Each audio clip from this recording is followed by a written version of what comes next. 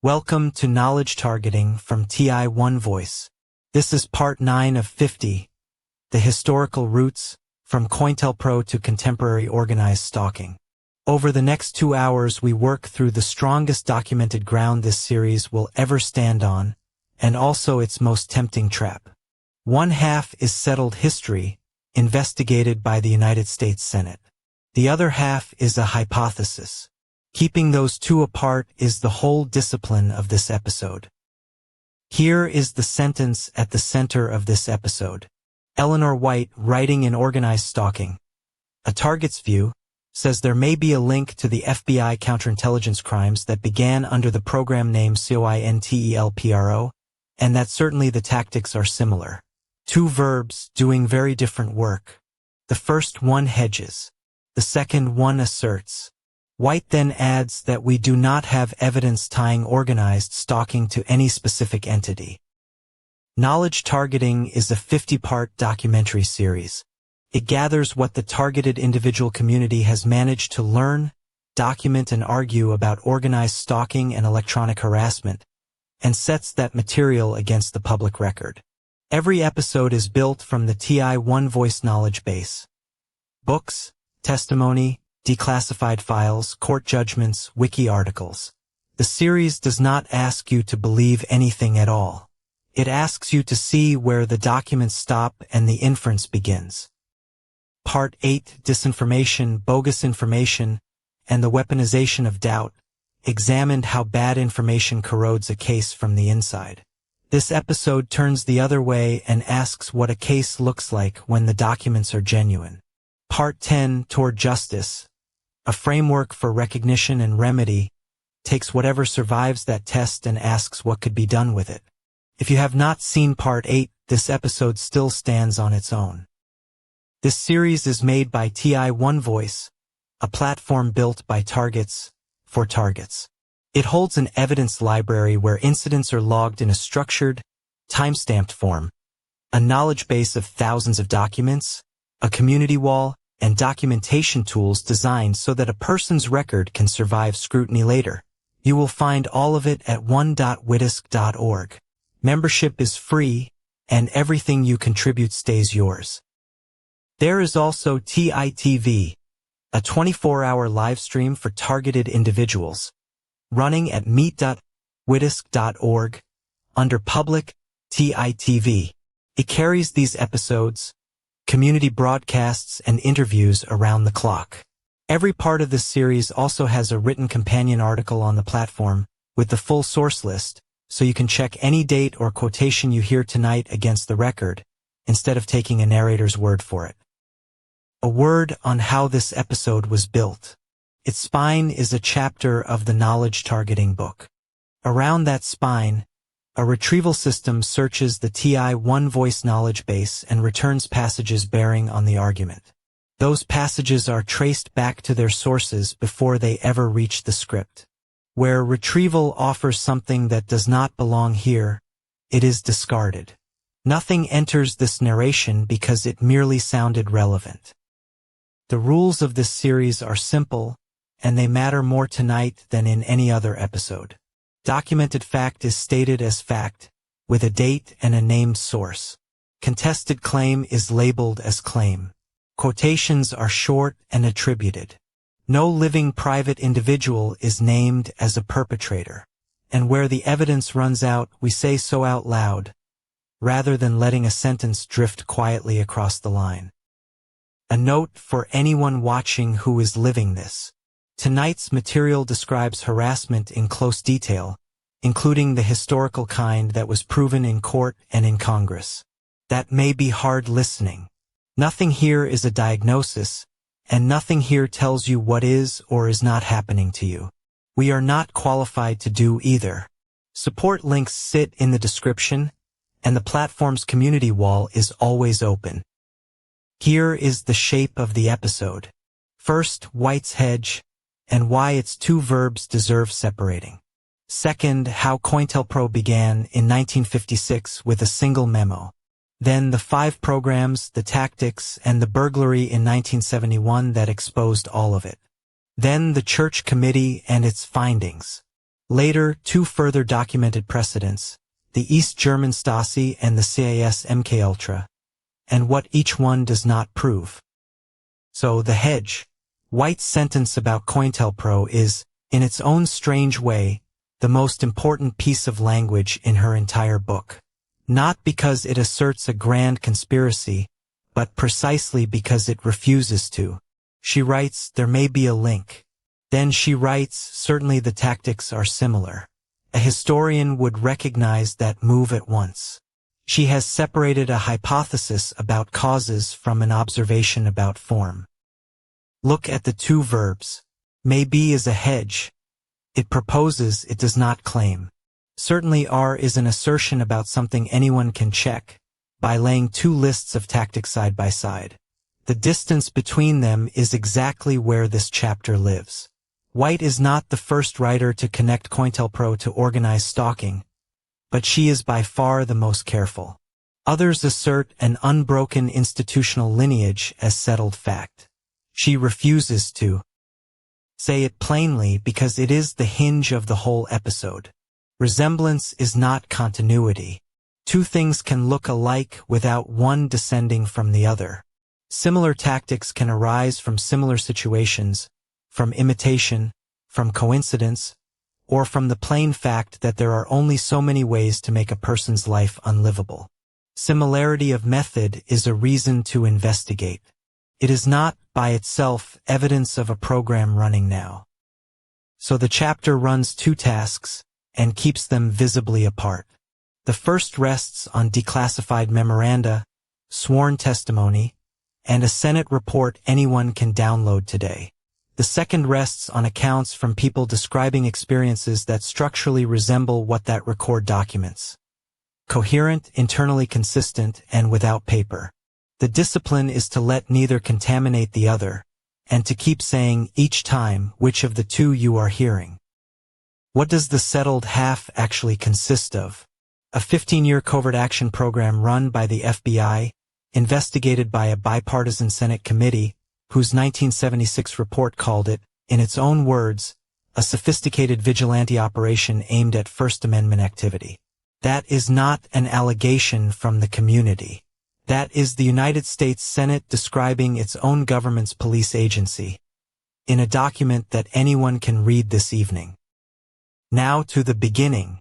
The FBI's counterintelligence program did not start as a program with a name and a mission statement. It started the way institutional abuses usually start. One memo, one target, and one field office reading its own mandate broadly enough to step over a line that nobody outside the building could see at the time. The name came afterwards. So did the scale. And so, eventually, did the exposure. The documented arc runs like this. August 1956. The first authorization memo. March 1971. Burglars calling themselves the Citizens Commission to investigate the FBI break into a small office in Media, Pennsylvania, and take the files. April 1971. The program is formally ended. 1975 and 76. The Church Committee investigates and reports. 1986. A federal court finds against the government in the Socialist Workers' Party case. Why 1956? Consider the room it came out of. J. Edgar Hoover had run the Bureau for 32 years, building it from a compromised agency into a professional force while accumulating near-absolute personal control over it. The Soviet Union had tested a hydrogen bomb. The Rosenbergs had been executed for espionage. Senator Joseph McCarthy's hearings were discredited by then, but the political climate they had made was still very much in the room. The first authorization, dated the 28th of August 1956, looked unremarkable. Gather intelligence on Communist Party activity, develop informants. But inside the operational instructions sat two words that would recur across every later authorization. Agents were told not merely to observe and report, but to disrupt and to neutralize. Those are not surveillance words. They are action words, and that difference is the difference between watching a citizen and working against one. And note how the work was distributed. Field offices proposed operations against local targets. Headquarters reviewed and approved, but rarely initiated. Dozens of offices, each with real autonomy, produced a stream of small local harassments whose combined effect exceeded anything one directive could achieve. Hold that shape in mind and remember it is a comparison, not a lineage. Next, the 5 programs that followed and one method running through all of them. So the distributed field office model was the machinery. What ran on it was not one program but at least 5, each formally authorized as a new target came into focus, plus an extension aimed at Puerto Rico's independence movement. The chronology matters. 5 separate authorizations across 15 years do not describe a single contained mistake. They describe an institutional method, refined and reapplied, each time against a different set of Americans who had done nothing but organize. 1956, the Communist Party Program. 1961, the Socialist Workers' Party. 1964, white hate groups aimed at the Klan. 1967, black nationalist hate groups, the broadest and most destructive strand. 1968, the New Left. And in April 1971, after the burglary at Media, Pennsylvania, Director Hoover ordered every strand shut down. 6 dates, all of them documented, all of them drawn from the Bureau's own authorization memoranda. Start with the first strand. The Communist Party program opened in 1956 and looked at the party's reach inside labor unions, civil rights organizations, and intellectual circles. The Bureau's own memoranda are clear that it did not expect the party to seize power. Membership had already collapsed from its Depression-era peak. What worried headquarters was influence out of proportion to numbers, exercised through front organizations and sympathetic individuals who were breaking no law. The tactics were mundane and effective. Informants placed inside party branches. False material fed into party publications. And employers quietly told what their employee belonged to, with no charge ever brought. In the 1970s, East Germany's state security formalized a near-identical method and named it Zersitzung, decomposition. Both are documented history in their own archives. Neither of them tells us who, if anyone, is doing anything comparable today. Hold that line. 5 years on, the same template was applied to the Socialist Workers' Party, a small Trotskyist organization that had never been electorally significant. Decades later, the party sued, and in 1986 a federal court found in its favor. The knowledge base entry on that case summarizes the documented pattern in a single line. Surveillance without evidence of crime, infiltration, and personal sabotage. That is a court's description of the 1960s, not a description of now. The Socialist Workers' Party is instructive precisely because it was marginal. Its presidential candidates polled in fractions of 1%, election after election. If COINTELPRO had genuinely been aimed at preventing crime or foreign espionage, no rational allocation of resources would have spent years of agent time disrupting a tiny sectarian organization. Read in sequence, the Bureau's own memoranda reveal a different logic. The target was organized dissent, treated as threatening regardless of its actual capacity to harm. 1964 brought the White Hate Groups program, aimed at the Ku Klux Klan and related organizations. This strand is often cited to show COINTELPRO was not ideologically one-sided, and it genuinely was not. The Bureau infiltrated Klan chapters, disrupted their meetings, and spread false rumors to fracture internal trust. The same tools it turned on civil rights organizing. That point deserves to be made plainly, because it complicates every simple story told about this program. But the Klan program also exposes an asymmetry. The Bureau treated the Klan as a discrete set of organizations to be disrupted. It treated civil rights and anti-war organizing as a single interconnected movement requiring continuous intervention on many fronts at once. The White Hate strand ran roughly 7 years. The Black Nationalist and New Left programs, combined, operated at far greater scale over the same period. The tool pointed in several directions. It was not applied equally. 1967 brought the broadest strand of all, filed under the heading Black Nationalist Hate Groups. The heading was a bureaucratic fiction. Its target list included organizations that were genuinely violent, but it also included the Southern Christian Leadership Conference, the Student Nonviolent Coordinating Committee, and the Black Panther Party, groups whose activity was overwhelmingly lawful organizing, community service, and advocacy. A file name is not a finding. This one did a justifications work. A year later, the same template reached the campuses. The New Left program extended to anti-war organizations, feminist groups, student activist bodies, and the broader counterculture. Students for a Democratic Society, with hundreds of chapters and a leading role in opposing the Vietnam War, was the primary target. But the scope was deliberately wide. The operative test was not criminality. It was organization. Any group that organized dissent was a candidate for a file. The New Left program was at its peak when, on the 8th of March 1971, 8 people broke into a small FBI office in Media, Pennsylvania, and took roughly 1,000 documents. They mailed them to journalists. Within weeks, the word COINTELPRO was public. In April, facing the first sustained scrutiny in 15 years, Director Hoover ordered every strand shut down. The program did not end because it was reviewed. It ended because it was exposed. 5 programs, 15 years, targets across the political spectrum, but not equally and not for the same reasons. What unites them is not ideology. It is method. The Bureau's conviction that organized dissent of any kind was a threat to be neutralized rather than a right to be protected. That conviction was written down. One document states it more plainly than any other, and it is where this chapter turns next. Here is the sentence.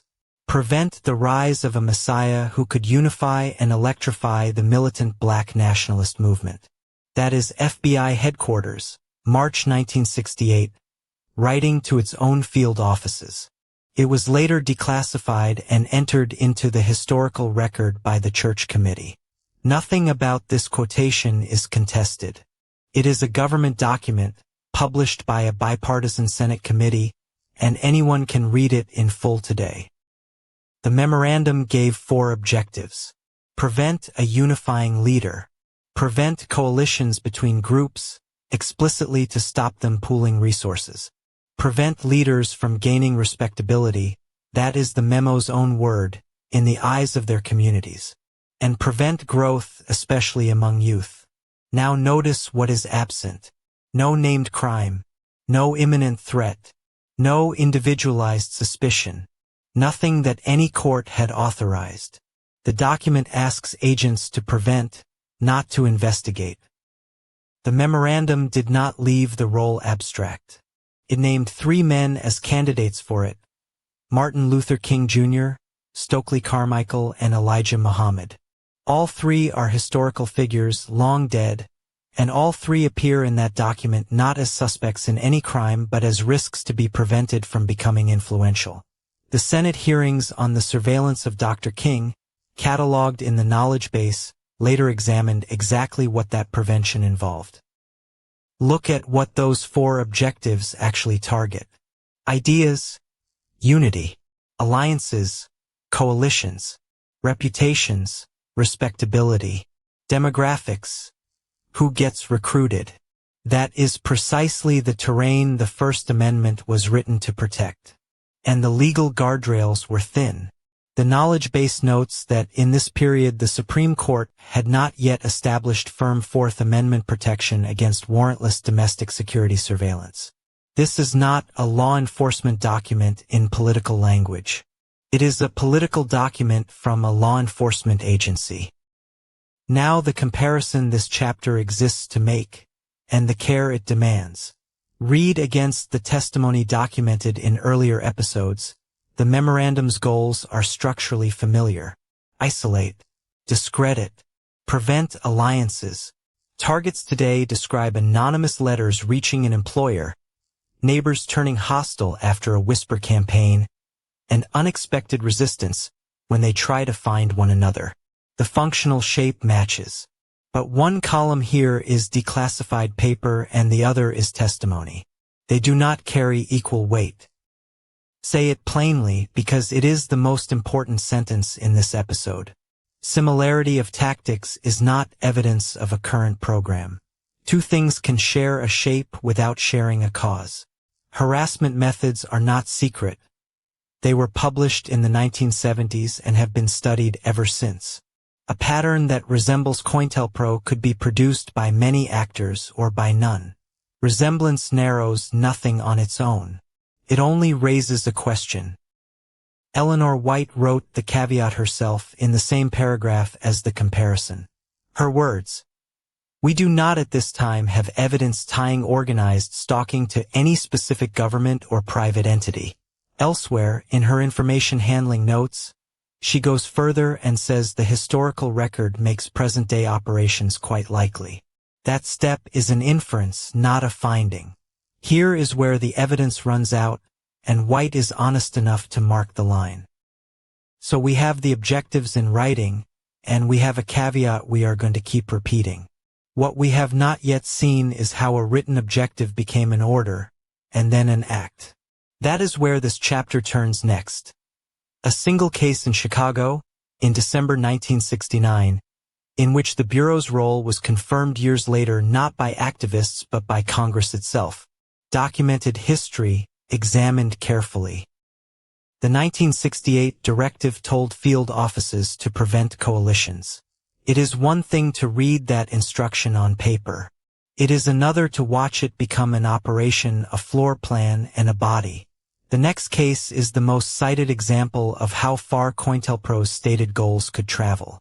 We examine it not for drama, but for evidentiary weight. This is the one killing in which the Bureau's role was later confirmed by Congress itself. Fred Hampton was 21 years old and chairman of the Illinois chapter of the Black Panther Party. Contemporaries describe him as an unusually gifted organizer. A speaker who filled rooms, a negotiator who could hold rivals in the same place. That is the documented picture. From the Bureau's perspective, recorded in its own files, those same qualities made him dangerous. Effectiveness was the threat. Nothing in the record suggests he was targeted for violence he had committed. What made him dangerous, in the Bureau's terms, was arithmetic. Hampton had negotiated a non-aggression pact between Chicago's most powerful street gangs. He was assembling what became known as the Rainbow Coalition. The Panthers, the Young Lords, a Puerto Rican nationalist organization, and the Young Patriots, a white working-class group from Chicago's uptown. Across race, across class. This was precisely the alliance that the 1968 memorandum had instructed field offices to prevent. Set the instruction beside the outcome. The memorandum stated aim was to prevent coalitions and to prevent the rise of a leader who could unify. Hampton had built a coalition and was becoming that leader. You do not need to infer a motive here. The Bureau wrote its objectives down, and the Senate published them in 1976. The stated goal and the observed target line up inside the documentary record itself. Inside the Chicago chapter was a man named William O'Neill. He was an FBI informant. He had infiltrated the organization and risen to head of security, a post that handed him Hampton's schedule, his apartment, and the ordinary details of his day. O'Neill is not an allegation. He was identified in Bureau records, and his handling by the Chicago field office forms part of the published documentary record of the program.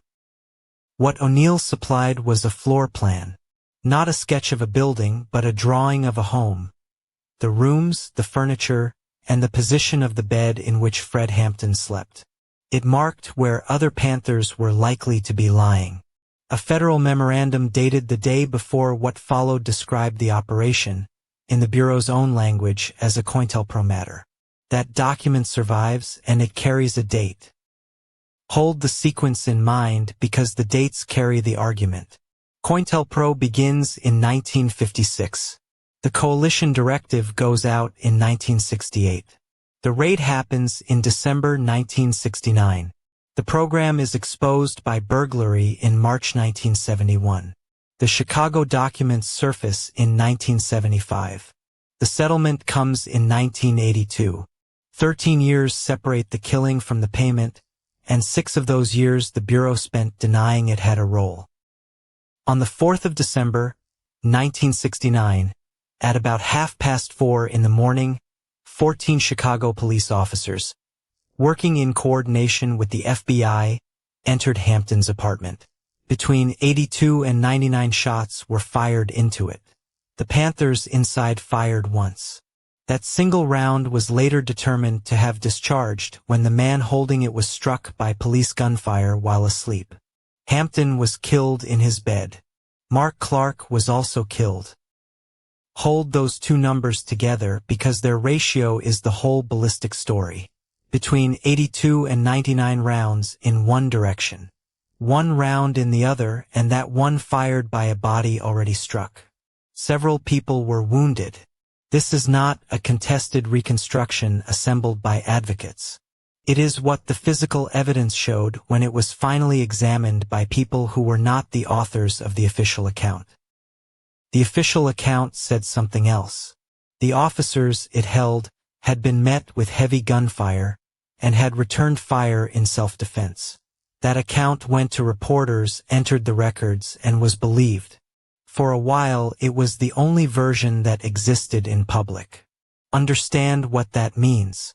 The people with the authority to describe the event were the people who had carried it out, and their description became the fact. Then the physical evidence was examined. Ballistic analysis showed that the overwhelming majority of shots had been fired by police from outside the apartment inward. The one bullet hole attributed to the Panthers sat at a trajectory consistent with a weapon discharging after its owner had been shot. Self-defense, as an account, did not survive contact with the walls. But the Bureau's own role in shaping the raid was still not established. Eleanor White puts the historical point plainly in her information handling paper, Held in the Knowledge Base. She then argues that this makes similar operations today quite likely. Separate those two sentences carefully. The first is documented history. The second is her inference, and an inference is not a finding. Resemblance between tactics is not evidence of a current program. That distinction is the most important caveat in this entire episode. For years, the Bureau denied any special role in the raid. That denial held until 1975, when a staffer for the Senate's Church Committee, working through Chicago field office files, found documents that tied the raid directly to COINTELPRO. Nobody had persuaded the Bureau to confess. A Senate committee with subpoena power went into the filing cabinets and read what was there. That is the mechanism that changed the story. The papers showed something narrower and worse than facilitation. The Bureau had helped shape the operation, supplying the informant's floor plan, coordinating with the Chicago police, and framing the raid inside an ongoing disruption campaign against the Panthers. The Bureau had classified those documents and denied that they existed. The denial of a document's existence is itself part of the record now, and it is why the paper mattered so much. Watch the shape of this. An allegation, then an official denial, then documents, then a finding.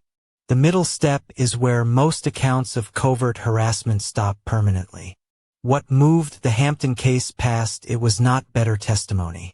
It was paper, obtained by 2 blunt instruments. A burglary in Media, Pennsylvania, in 1971, and a Senate subpoena 4 years later. Testimony on its own had never been enough. In 1982, after more than a decade of civil litigation, a wrongful death settlement commonly reported at $1.85 million was paid jointly by the City of Chicago, Cook County, and the federal government. No admission of guilt was required. But consider what a federal payment means for a death connected to a federal program the Bureau had denied touching. The money was the acknowledgement the words withheld. The chapter draws two lessons, and the first is uncomfortable. COINTELPRO's methods escalated from anonymous letters and reputation damage to a direct role in lethal violence. Treat that as a floor rather than a ceiling. It is the documented minimum of what the program produced, established by the records that happened to survive.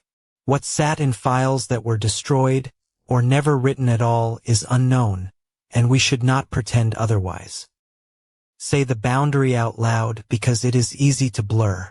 The record establishes a federal program that ran from 1956 to 1971, and a bureau role in one killing. It establishes that official denials were false. It does not establish that any comparable program operates now. Tactics reported today may resemble that playbook, and the resemblance is worth investigating. It is not, by itself, evidence of continuity. The second lesson is about paper. Without the floor plan and the coordination memos, the official account would have stood unchallenged forever. People reporting organized harassment today have absorbed that lesson. The knowledge base describes structured attack logs, evidence scored on a 0 to 10 quality scale, and a collective declaration. What they do not have is the thing that actually broke the Hampton case open. A committee that can subpoena the other side. So the Hampton case sets a limit on easy skepticism and a floor under serious inquiry. A government did this to a citizen and wrote it down. That tells us nothing certain about who, if anyone, is doing anything now. COINTELPRO was not the only such program, and the American record is not the only record. What other states built and how far this comparison honestly reaches is where we turn next. Hampton's death shows how far disruption could go when it turned lethal. The next case shows how far it could go when it stayed quiet. The Bureau's campaign against Martin Luther King Jr. is the most thoroughly documented instance of COINTELPRO being aimed at one person rather than one organization. It is also, of everything in the file, the case that feels most personal. We will take it slowly and keep the documents in front of us.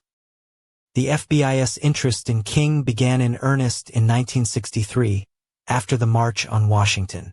That march made him the most visible civil rights leader in the country, and visibility in Hoover's bureau was itself a kind of threat. Director J. Edgar Hoover had convinced himself that King was a communist, or was being run by communists. Everything that followed rested on that single, private conviction at the top of the building. Here is the detail that matters most.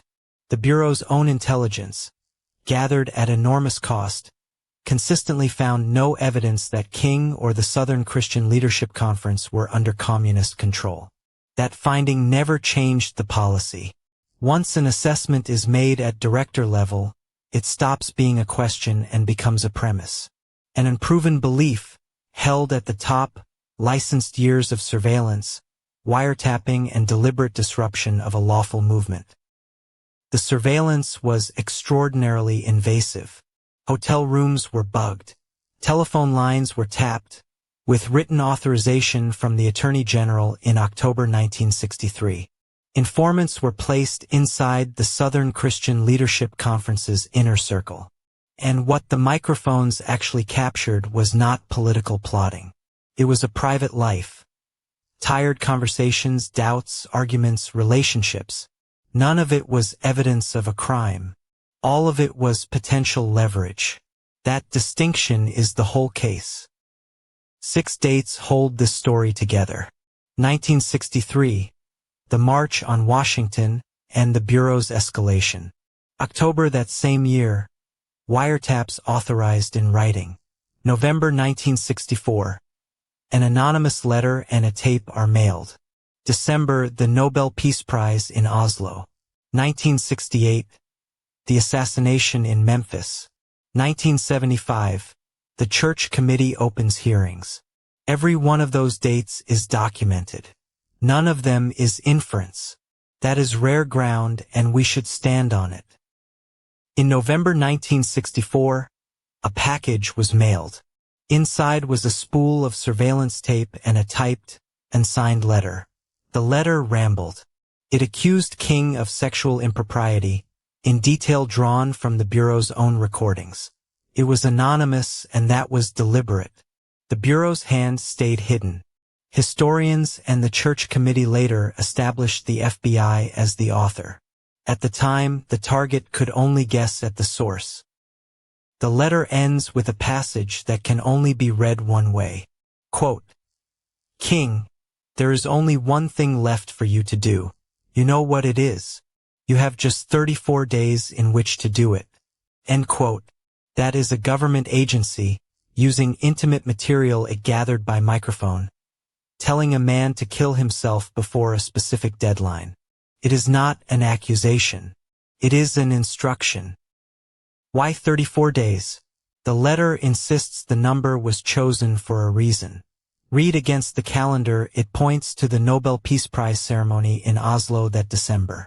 The operation was timed so that a man's greatest public honor and his most private exposure would arrive together. That is not intelligence work. It is not information gathering. It is an attack designed to break a person, and it was planned to the day. Look at the shape of the operation, because the shape is what carries forward. Surveillance produces private material. The material is catalogued and edited. It is delivered anonymously, so there is nobody to answer, nobody to sue, and nothing to show a friend that would not sound strange. The target is left holding an attack with no visible author. Deniability was not a side effect here. It was part of the design.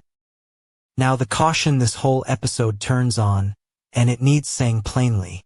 What targets describe today resembles what the Bureau did to King. Resemblance is not continuity. A similarity of tactics is not evidence that a program is running now against anyone. 1964 is documented. The present is contested. Keep those two things in separate hands. Anyone who collapses them in either direction is arguing past the evidence rather than from it. The chapter gives 3 reasons this document matters to the argument. First, a state agency used intimate knowledge, gathered by surveillance, to try to destroy a person's mind rather than to prosecute a crime.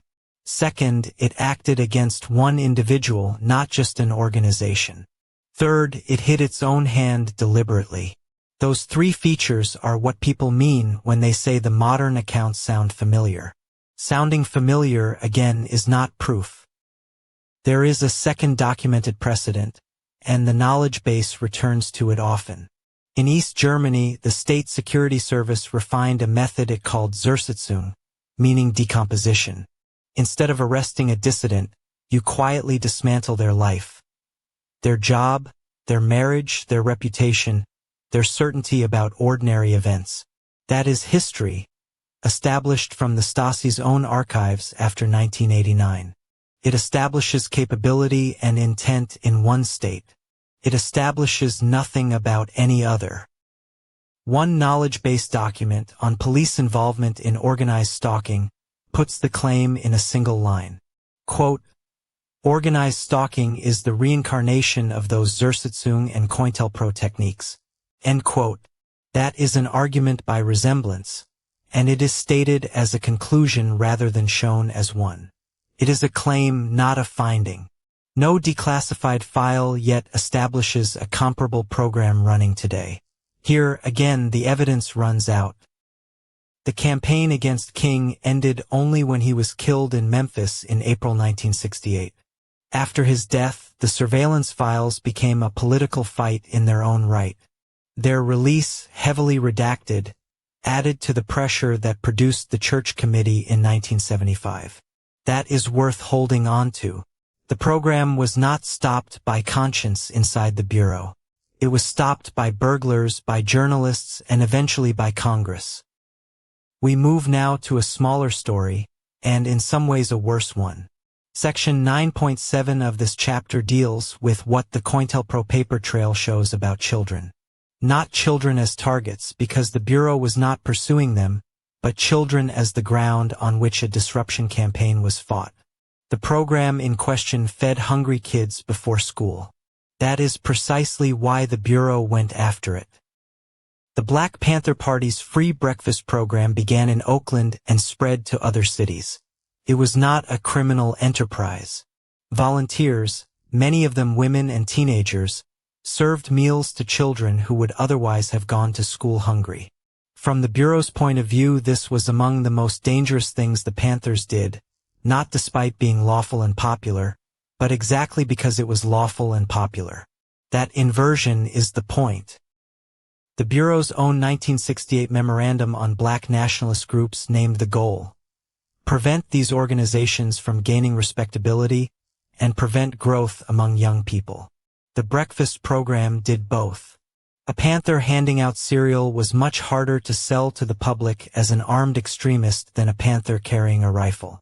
Legitimacy in the Bureau's calculation was the threat. So legitimacy was what the operations were built to remove. The response is documented, and it is unglamorous. Agents approached landlords and pressed them to revoke the leases on the halls and church basements where meals were served. They spread rumors that the food was contaminated, or that the program existed to indoctrinate. In some recorded instances, they contacted parents directly and told them, without any basis, that their children were at risk. Attendance falls, and nothing illegal is ever proved. Here is the structural point, and it is the one that travels. The children were never the objective. The Panthers running the program were. The children were simply the ground the fight happened on. Contemporary targets report the same shape: calls to an employer, a word to a landlord, a quiet approach to a relative. Functionally similar to what the files show, and it is worth saying once more, similarity is not continuity. Two operations, then, one aimed at a Nobel laureate, one aimed at a church basement full of cereal bowls. Both used the same underlying method: find what a person depends on and go there. What follows takes the lid off the whole box. The church committee and the declassified memoranda set out a complete toolkit: infiltration, forged letters, blackmail, and the deliberate manufacture of distrust. That is where we go next. The breakfast programs tell us what the Bureau was willing to do. The next question is how.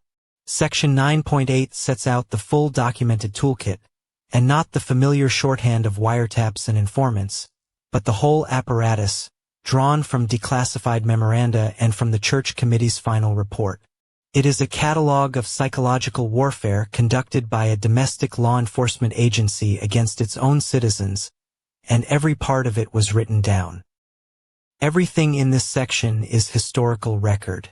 The United States Senate Select Committee chaired by Frank Church published its final report in 1976, drawing on Bureau files subpoenaed after the program's exposure. Alongside it sit thousands of pages of declassified FBI memoranda.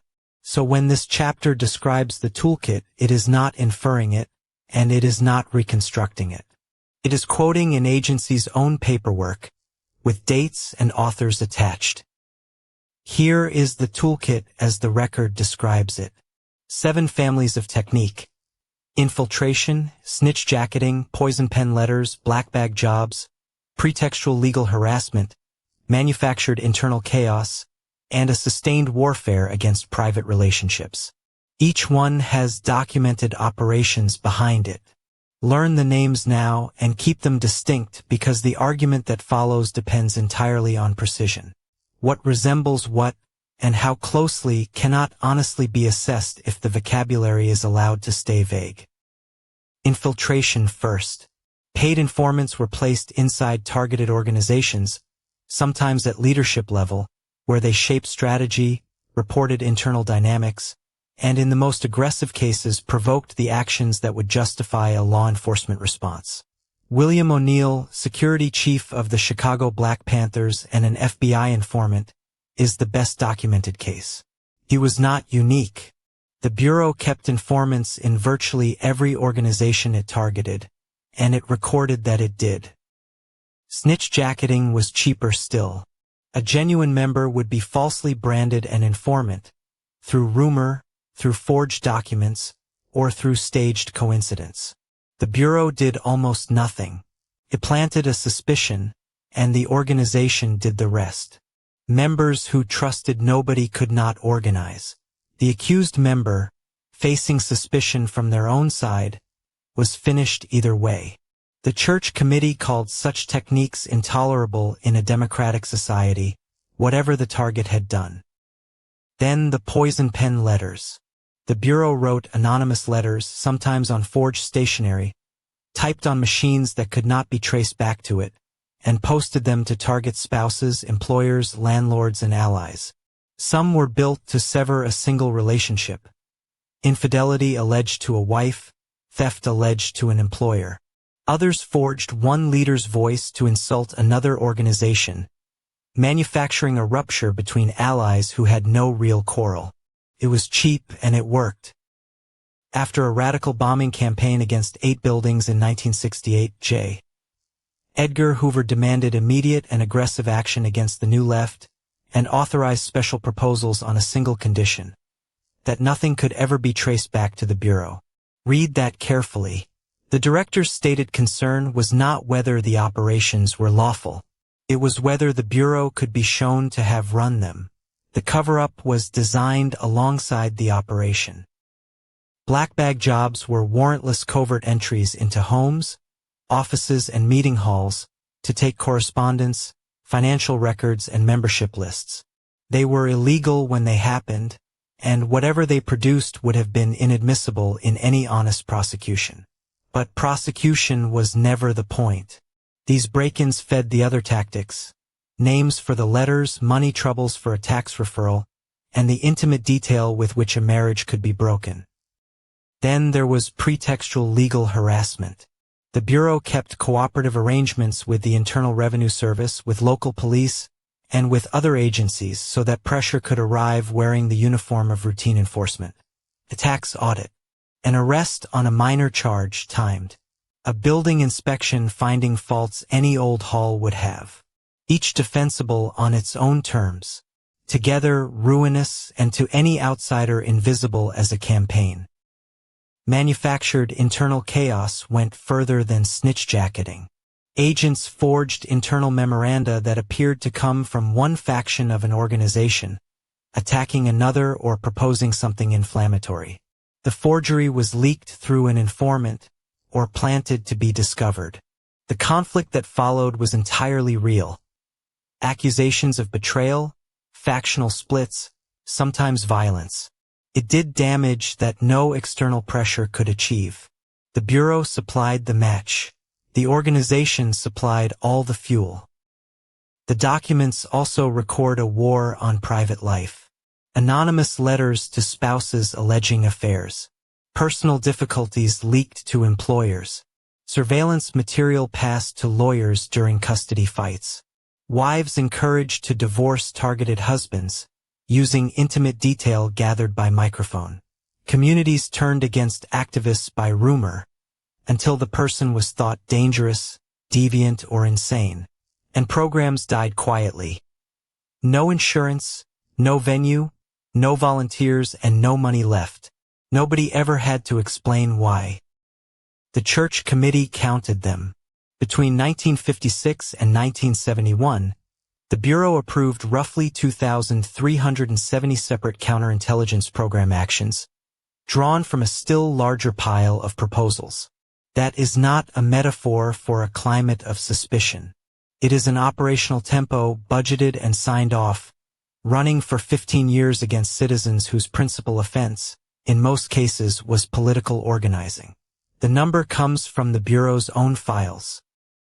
Now the comparison this chapter is building towards, and the care it demands. On one side, the documented program, subpoenaed memoranda, a Senate finding, a name, a start date, and an end date. On the other, contemporary organized stalking reports. First-person accounts, carefully gathered, but with no paperwork behind them and no named program. The tactics described look alike. The evidence behind them does not. Those two columns are not equals. Say it plainly because it is the most important sentence in this episode. Similarity of tactics is not evidence of a current program.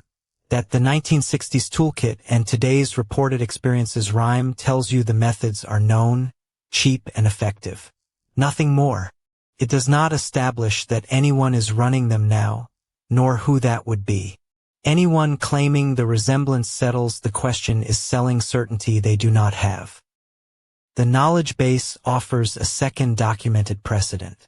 In East Germany, the Ministry for State Security ran a method it called Zersetzung, meaning decomposition, covert harassment, gaslighting, and social sabotage designed to dismantle a person's life without ever holding a trial.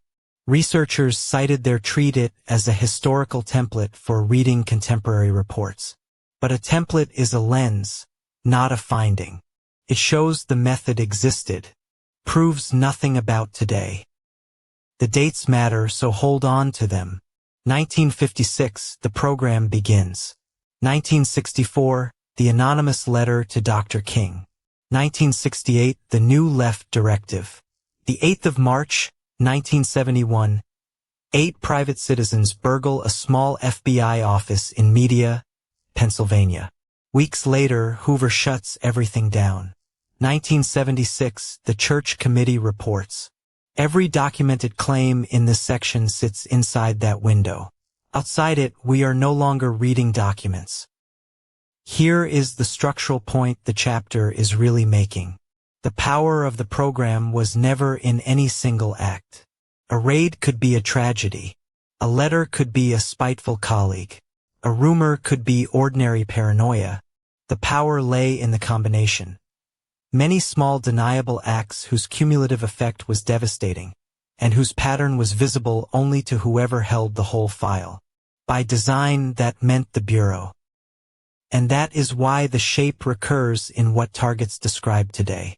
Many small acts, each explainable as coincidence or bad luck, whose accumulation is unmistakable to the person at the center and invisible to everyone else. The reporting loop closes on itself. The act is trivial, the bystander sees nothing, the target reports it, and the report sounds absurd. Note carefully, this is structural similarity, and not proof of a program. So be exact about what the record does and does not settle. It establishes that a domestic agency ran deniable psychological warfare against lawful political activity for 15 years, and wrote it down. The same Senate investigations exposed MKUltra, the Central Intelligence Agency's human experimentation program. Both are history. Both were closed on paper. Neither tells us who, if anyone, is doing anything today. Here the documented evidence simply stops, and honesty requires saying so. Which leaves one question for what follows. A program that documents itself can eventually be dragged into daylight, because the paper survives longer than the secrecy around it. That is precisely how this one fell. So the chapter turns next to the Bureau's own record-keeping, the memos and budgets and approval chains, and then to the 8 private citizens who walked into a suburban office in Media, Pennsylvania, and carried the paperwork out. That deniability was COINTELPRO's engine. But the program had one weakness its designers never planned for, and it was made of paper. The agents who ran these operations were, by training and by institutional culture, meticulous record keepers. They wrote memos to justify what they intended. They filed reports on what it achieved. Headquarters and field offices corresponded constantly. The Bureau documented its own misconduct in careful bureaucratic prose. It filed the evidence against itself. Why write any of it down? Because the paperwork had a purpose. A memo justified an operation before it began, which protected the agent who carried it out. A report proved the operation worked, which justified the budget. And J. Edgar Hoover demanded detail. He ran the program personally, and personal control requires paper. Every safeguard the Bureau built for itself became, in time, the instrument of its own exposure. That is not irony. It is procedure. That fact bears directly on the evidentiary problem today. A covert program run by an institution that documents everything is vulnerable, if the documents survive and someone with authority eventually demands them. A program designed from the start to leave no trace, oral instructions, compartmented knowledge, deniable methods, is far harder to expose, even with subpoena power. So the question is not only whether such a program exists now. It is what kind. Say the caveat plainly because the rest of this hour depends on it. COINTELPRO is documented. Contemporary organized stalking is reported. That the reported tactics resemble the documented playbook is a real and serious observation, and resemblance is not continuity. It is the most important sentence in this episode. Similar tactics are not evidence of a current program. Nothing in the media files, nothing in the church reports names anyone alive today. Eleanor White made the same distinction herself in a document held in the knowledge base. She wrote that national-level, government-instigated organized stalking demonstrably happened in the 1960s under the Bureau's COINTELPRO operations. Then, in her next breath, she added that this does not prove such operations are happening today. Her word for what the testimony suggests was likely, not proven. That is honest advocacy, and it is the standard here. So exposure has only ever taken a few shapes. If a program leaves documents, the Senate model can work. Subpoena, review, public report. If it does not, exposure needs someone who removes the evidence from the inside, the Snowden route, or from the outside, which is the story we come to next. Or it needs a fourth model that nobody has yet demonstrated. That is the honest map of options. COINTELPRO did not end because the Bureau confessed. It did not end because Congress exercised oversight or because a whistleblower stepped forward. It became public because 8 private citizens broke the law.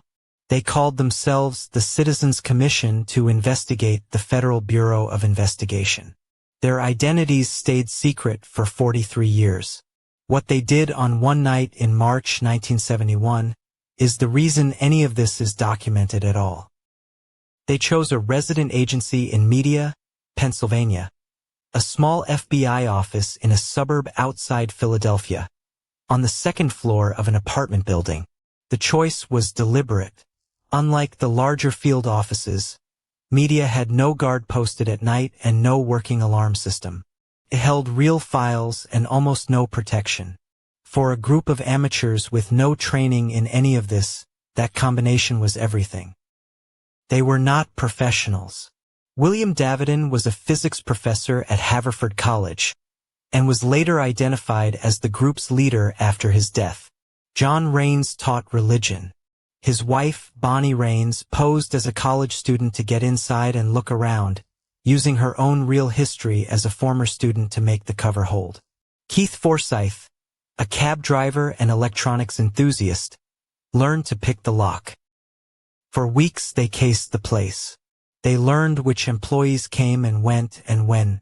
They watched the patterns of local police patrols. Then they picked their night. The 8th of March, 1971, the evening Muhammad Ali fought Joe Frazier in New York, the fight of the century. The country was listening to a boxing match. So, they assumed, was anyone who might otherwise have noticed a suburban office being opened. Set the dates down in order because the sequence matters. COINTELPRO began in 1956. The New Left program was authorized in 1968. The media office was opened on the 8th of March, 1971, and within weeks Hoover ordered every COINTELPRO operation closed. The Senate committee followed in 1975. The burglars themselves stayed anonymous until 2014.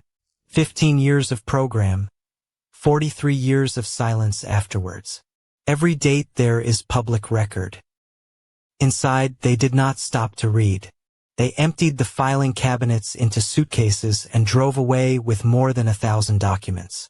At a farmhouse afterwards, they sorted the haul, copied it, and mailed it out in batches to journalists and to members of Congress. Among those pages was a single word that nobody outside the Bureau had ever seen written down. The word was COINTELPRO. Until that night, it was an internal code name. The files were not exotic. They were instructions. Keep this group under surveillance, cultivate informants here, check on that campus. But a proportion of them described something other than intelligence gathering. They described interference, deliberate efforts to make targeted organizations distrust their own members. That is the hinge of this whole chapter. Watching people is one thing. Setting them against each other is another, and the Bureau put that in writing. One instruction has outlived all the others. Agents were told that increased interviews would, in the memo's words, enhance the paranoia endemic in these circles, and get the point across that there is an FBI agent behind every mailbox. That is a government document describing paranoia as an operational objective, not a side effect, a goal. Remember that the next time you hear a target's fear described automatically as a symptom. Publication was not automatic. The Justice Department leaned hard on every newsroom that received an envelope. Attorney General John Mitchell warned that printing the documents could endanger national security. Several outlets hesitated. At the Washington Post, the reporter Betty Metzger verified the documents and her editors backed her, and the Post published. Once it was in print, the rest followed. Every fact in this episode rests on that editorial decision. The reaction inside the Bureau was fast. Hoover had kept personal control of these operations, and he was reportedly furious at the breach. Within weeks of the first stories, he issued an internal order terminating all COINTELPRO operations. A 15-year program ended not with a reckoning but with a scramble. Files closed, records tidied, evidence destroyed where it could be, before Congress or the press could demand any of it.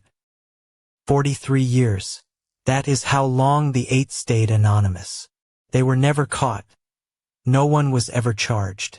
Several of them finally spoke on the record for Betty Metzger's 2014 book, The Burglary, and then went public themselves. William Davidon had died the year before. What they had concluded in 1971 turned out to be correct, and the only way they could prove it was to steal the proof. Here is the uncomfortable part. The largest single exposure of COINTELPRO did not come from oversight working as designed. Not from an inspector general. Not from a congressional committee acting on its own initiative. Not from whistleblower protections. It came from ordinary people who committed a burglary because the institutions that were supposed to ask the question had not asked it. That should trouble anyone who assumes the safeguards are sufficient. Read the precedent carefully because it is easy to misread. Nobody in this series is recommending a burglary. The transferable part is what came after the break-in. Evidence gathered, organized, verified, and put in the hands of journalists and legislators who could act on it. That is lawful, it is slow, and it is what the knowledge base describes as a community actively creating a paper trail. The model is not waiting to be believed. And the caveat one last time because the next hour builds on it. The media files prove what the Bureau did between 1956 and 1971. They prove nothing whatever about who is doing what to anyone today. Scandals fade, though, and a stolen file is not a finding. What turned these documents into settled history was a body with subpoena power. In 1975, the Senate convened it. 8 private citizens had proved the program existed. But scandals fade, and stolen documents can always be disputed. What turned scattered allegations into settled historical fact was not a burglary. It was a formal investigation by the United States Senate, armed with subpoena power, sworn testimony, and a published report. This is the part of the story that matters most for everything this series argues, because it is the part anyone can still check for themselves. In 1975, the Senate acted. The media disclosures had been circulating for 4 years. Watergate had drained the country's willingness to assume that agencies policed themselves. Fresh revelations about CIA operations inside the United States and about assassination plots abroad arrived in the same season. Congress created a select committee to study governmental operations with respect to intelligence activities. The name was bureaucratic. The powers were not.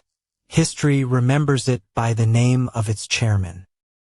The chair was Senator Frank Church, a Democrat from Idaho, and 11 senators sat on it, drawn from both parties. That detail is not decoration. A finding signed across party lines is far harder to dismiss as partisan theater, and the durability of this report for 50 years rests partly on that fact. Church himself had entered the Senate in 1957, and this was the work he became known for. The mandate was broad. Examine the intelligence activities of the FBI, the CIA, the National Security Agency, and others. Determine whether they had operated within their legal authority. Recommend reforms where they had not. Notice the order of those tasks. The committee was not asked to decide whether the agencies were useful or patriotic or effective. It was asked whether what they did was lawful and to say so in public. The scale of the inquiry is worth hearing as a number. Over roughly a year, committee staff reviewed approximately 110,000 documents and interviewed some 800 witnesses. Serving and former bureau officials. People who had been targets of the program.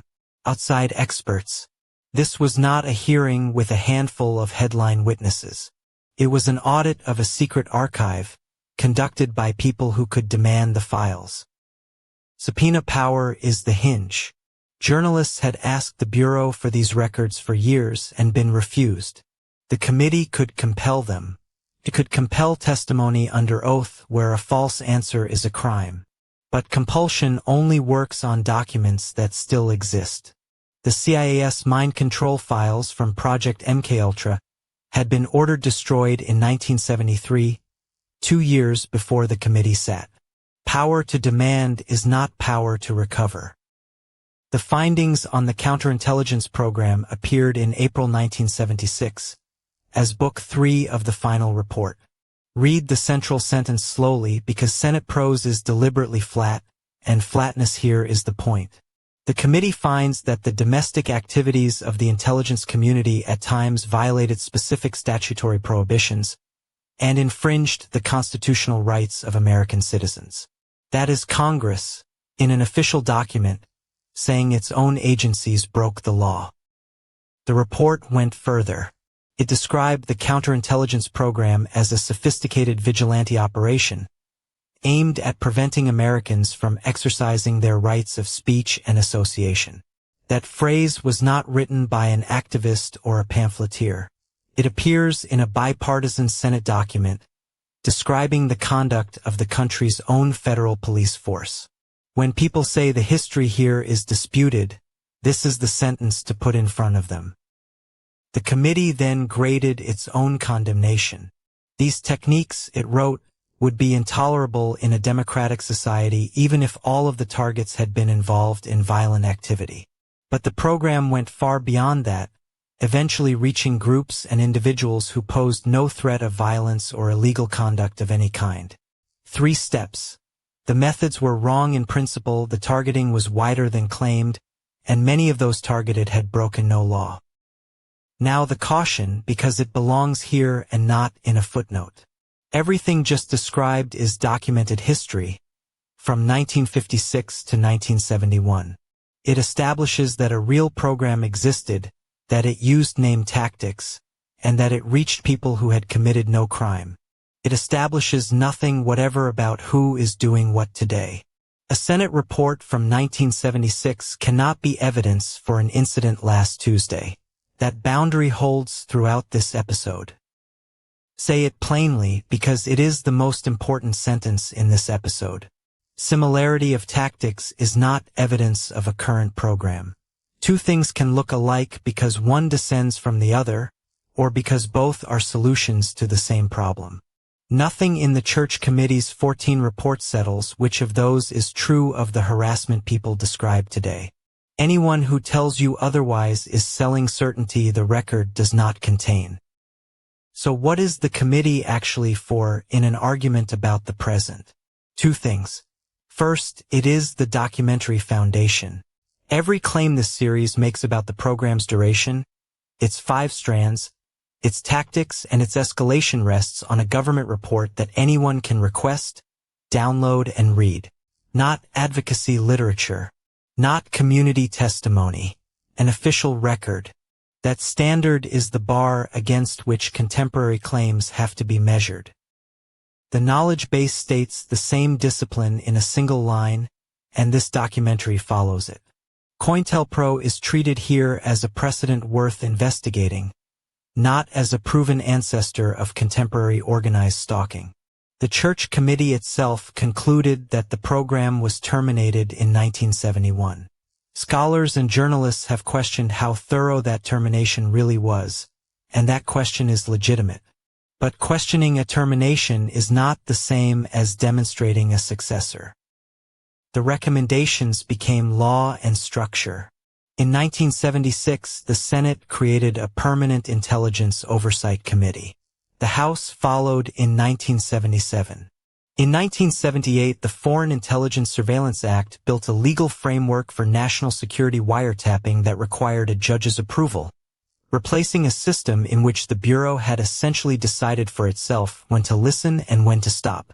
That architecture is still standing and still argued about. That brings us to the committee's second significance, which is procedural. The counterintelligence program was not stopped by moral argument, by protest, or by an election. It was stopped by a process. Compel the documents. Take testimony under oath. Publish findings so authoritative that denial stops working. Subpoena, review, testimony, report. For steps in that order, and every one of them requires a body with legal power to demand things people do not want to give. And that is precisely what has never happened for organized stalking. No Senate committee, no Royal Commission, no parliamentary inquiry, no equivalent body anywhere has taken sworn testimony and compelled documents on these contemporary claims. Not a report that concluded against the claims. No inquiry at all. That absence is not proof that nothing is happening. It is also not evidence that something is. It is simply a hole where an investigation should be. What would such an inquiry actually require? The same instruments the Church Committee had, and none of them are exotic. A mandate agreed across parties, so the findings cannot be waved away as politics. Staff who can demand records and read them. Witnesses under oath with protection. A published report with the evidence attached. And a legislature willing to write the result into statute afterwards, as Congress did in 1978. Count the official inquiries with subpoena power that have examined contemporary organized stalking reports. The number is 0. 50 years after Book 3, the documented history has a 14-report paper trail and the contemporary claim has none. That asymmetry is the single largest evidentiary gap in this entire episode, and no amount of testimony, however sincere and however consistent, closes it. Only a body with the power to compel can close it. Which is why the community's own documentation work matters, and why its limits matter equally. The knowledge base describes structured attack documentation interviews, scored on a 0 to 10 scale for corroboration, completeness, and cross-referencing, gathered through the platform at one.witisk.org. The knowledge base is also blunt that personal incident logs currently carry no recognized evidentiary weight in court. A record is not a finding. It is the raw material an inquiry would need. So we have a documented playbook on one side, and a body of contemporary reports on the other, with no inquiry standing between them. The obvious next question is how closely the two actually resemble each other, tactic by tactic. That comparison is coming next, and it needs to be done carefully, because a resemblance can be striking and still prove nothing at all about who is responsible. Precision is the only protection here. We have the documented record, a real program run by a real agency, exposed by a burglary and dissected by a Senate committee. Now comes the harder work. Set that documented playbook beside the harassment reports gathered in earlier chapters, and ask a disciplined question. Not whether the two feel alike, whether the tactics match item by item, and what a match would actually prove. Precision here protects us from both credulity and dismissal. Start with what is settled. The FBI ran counterintelligence programs against domestic political groups from 1956 to 1971. Agents infiltrated organizations, spread false rumors, forged letters, and pushed other agencies to act. None of that is contested. It sits in declassified Bureau memoranda and in the final report of the United States Senate's Church Committee, published in 1976. That is our fixed point. Everything we compare it to must be labeled honestly. So we keep two columns and we never merge them.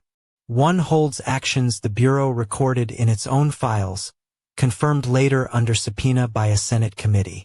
The other holds what targets described today, in testimony that no subpoena has ever tested. A documented 1960s fact and a contemporary claim do not belong in one sentence as equals. Hold that discipline and the comparison is useful. Drop it and it becomes propaganda. First match. Infiltration. COINTELPRO placed paid informants inside targeted organizations, sometimes at leadership level. That is documented. Targets today report something structurally similar but socially different. Not planted members of a political group, but neighbors, colleagues, and apparent strangers who seem to watch, report, and occasionally provoke. The function is the same: supply information and shape events from inside the target's world. The setting differs. One is an organization, the other is a private life. Second match. The poison reputation. The Bureau called it snitch-jacketing, spreading word that a loyal member was secretly an informant so that trust inside a group collapsed. Targets today describe a broader version aimed at one person. Quiet remarks to neighbors, colleagues, family, until the people who could corroborate an account no longer want to. The mechanism is identical: false information moving through informal channels. Only the unit under attack has changed. The Senate's own language is worth hearing exactly. The Church Committee described the Bureau's domestic program as a sophisticated vigilante operation, aimed squarely at preventing Americans from exercising First Amendment rights. That is a finding of the United States Senate, published in 1976, not an allegation from a campaigner. Keep it in mind because it establishes something crucial and limited. A government did this. It does not establish that a government is doing it now. Third match. The anonymous letter. COINTELPRO forged mail to employers, spouses, and allies. Text designed to end a marriage, a job, or a coalition, with no return address. Targets today report the same instrument in modern clothing. Unsigned emails, messages to relatives, anonymous complaints to landlords. A 1960s letter alleged communist ties. A message today alleges mental instability. The delivery changed, the purpose did not. Damage a relationship with words that cannot be traced home. Stop here because this is the most important sentence in the episode. Similar tactics are not evidence of a current program. Two things can look alike without one descending from the other. Parallel tracks run in the same direction for miles and never touch. Everything matched so far is a resemblance between a documented past and a reported present. Resemblance invites investigation. It does not substitute for it. We will say this again. Fourth match. Borrowed authority. COINTELPRO leaned on tax audits and local arrests to punish people the Bureau could not prosecute. Targets today report a civilian equivalent: repeated police welfare checks, child protection visits, mental health call-outs, workplace grievances. Each one, taken alone, is a lawful institution doing its job. That is exactly what makes the pattern hard to name. The harm is not in any single visit. It is in the 20th and in who keeps calling. Both eras solve the same engineering problem. Build harassment out of parts that are individually legal, individually trivial, and individually deniable. Then the target must describe the whole to people who only ever see a part. The description sounds strange. Strangeness invites a psychiatric reading rather than an investigative one, and the loop closes. That design is visible in the Bureau's own memoranda from the 1960s, and it is what targets describe running against them today. Fifth match: staged incidents. The Bureau occasionally engineered events to provoke a group into a reaction that could then be policed or publicized. Targets describe what Eleanor White named street theater. A stranger repeating a phrase from a private conversation, a gesture that lands too precisely, designed to be meaningless to any witness and unmistakable to one person. That last part is a claim from testimony, not a finding. It is unverified by design. Sixth match: duration and numbers. Bureau operations ran for years against one person, sustained by an institution rather than an obsession. Targets report campaigns lasting years or decades, involving many apparent actors. Stalking law, almost everywhere, is built for a single fixated pursuer and fits neither case. Keep the documented dates straight. The program began in 1956, was exposed by burglary in March 1971, and was dissected by the Senate 5 years later. 6 structural matches, then. Precise enough that White's careful phrase, "Certainly the tactics are similar," reads as understatement rather than speculation. And now the turn that separates an honest documentary from a credulous one.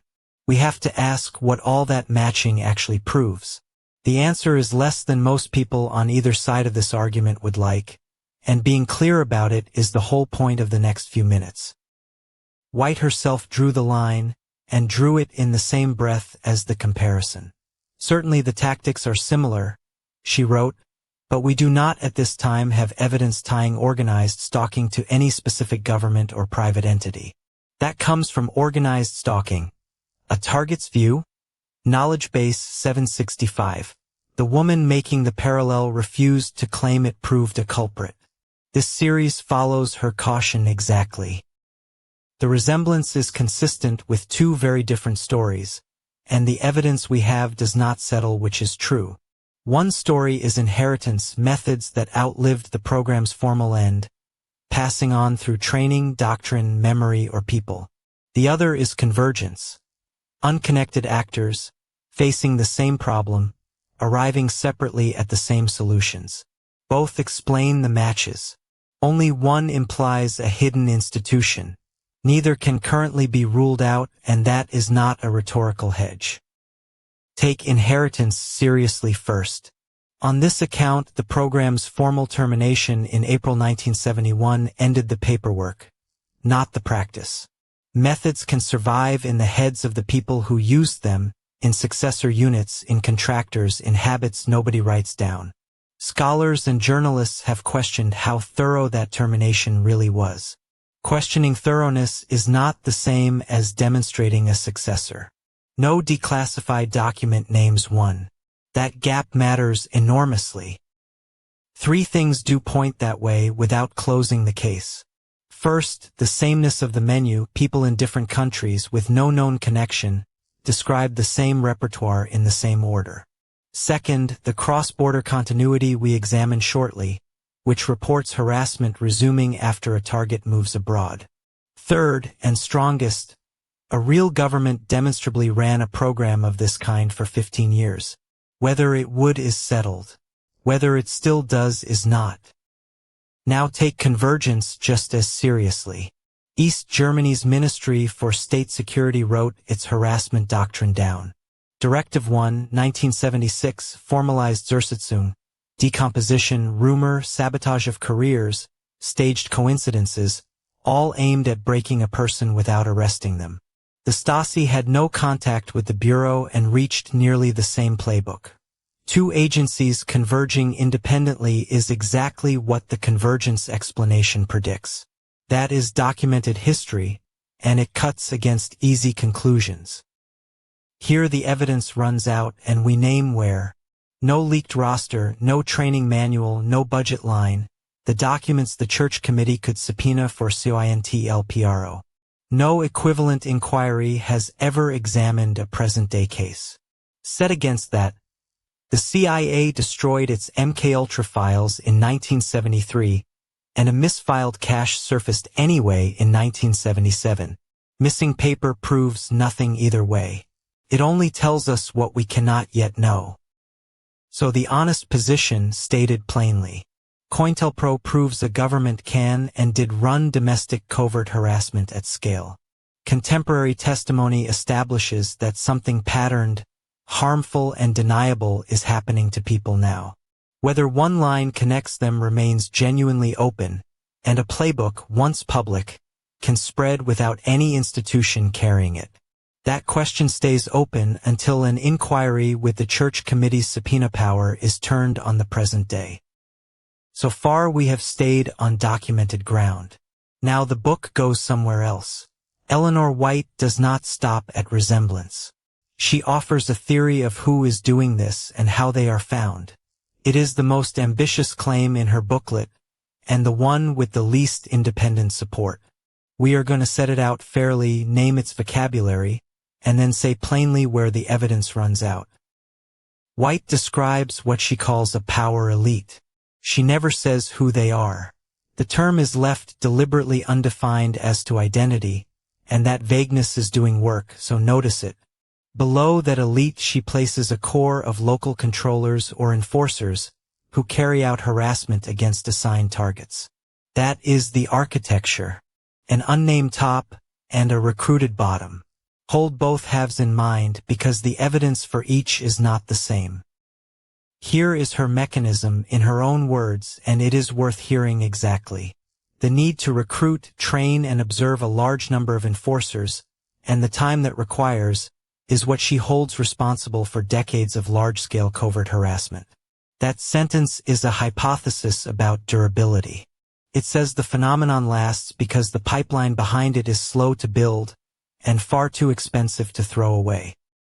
Follow the logic because it is genuinely interesting. A network like this could not advertise. Whoever assembled it would have to find people willing to harass strangers, test whether they keep quiet, train them in a specific tactical menu, and watch them for years before trusting them. Only the reliable would be kept. White argues that such a pipeline would take a decade to build, and that nobody would dismantle it cheaply once it existed. For the qualities the role demands, White borrows a phrase. The right stuff. It comes from Tom Wolfe's book of 1979 about test pilots and the first American astronauts, and it carries the flavor of elite selection. That is a rhetorical choice, not a finding. Describe unknown people in the language of astronaut screening, and you have already implied that a screening program exists. Notice the borrowing. It is how a claim starts sounding like a fact. Why would this explain decades rather than months? Because vetting is slow. A spontaneous local mob burns out. People lose interest, move away, get caught, or talk. A pipeline that took years to assemble has a different incentive. It protects itself, it replaces people quietly, and it keeps going. That is a real argument about institutional durability. It is also, so far, only an argument. No document has surfaced showing such a pipeline anywhere. So we are left with a theory that is internally consistent and almost impossible to check. That combination should make us careful rather than convinced. A secret recruitment pipeline would, by design, leave very little behind, which means the theory quietly predicts its own lack of evidence. A claim that explains away the absence of proof has stopped being testable, and a claim you cannot test is not yet a finding, however well it fits. To be fair to the argument, list what it accounts for. Tactical consistency between cases hundreds of miles apart. Apparent coordination across distance. Persistence over decades. And the strange quiet. No defectors. No boasting participants. No whistleblower from inside. A purely local, spontaneous model struggles with all four. White's model handles them comfortably. Explanatory reach is a virtue in a hypothesis. It is not, on its own, evidence that the hypothesis is true. Now apply the discipline this series used on the stalking vocabulary in Part 2 and the electronic harassment vocabulary in Part 7. Look at the words themselves. Power elite, controllers, enforcers, vetted, recruit and train. Observe. None of these are neutral descriptions. Each one smuggles in an institution, a hierarchy, a selection protocol, a chain of command. The evidence underneath them is pattern-based, drawn from what targets report, rather than documentary. One term deserves separating from the rest. White names the ultimate goal of her power elite as world dictatorship. That is the single most sweeping claim in the booklet, and the one for which there is the least supporting evidence anywhere in the historical record. Not thin evidence. Effectively none. We say that plainly, and we say it without mockery, because the rest of her observational work does not stand or fall with it. Set that beside COINTELPRO, and the contrast is the whole lesson of this part.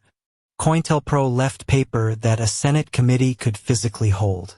Signed memoranda, budget authorizations, internal chains of approval, files sorted by target and by field office.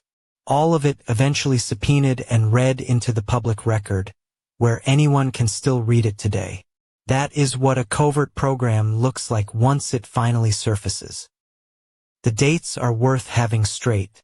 1956. The FBI opens COINTELPRO. March, 1971. Burglars remove files from a small bureau office in Media, Pennsylvania, and mail them to journalists. April. The program is formally shut down. 1975 and 76.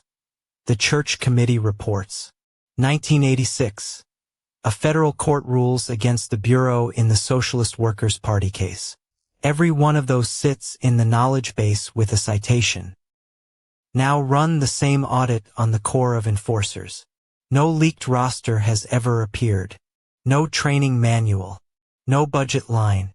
No insider testimony comparable to what former Bureau agents eventually gave the Church Committee.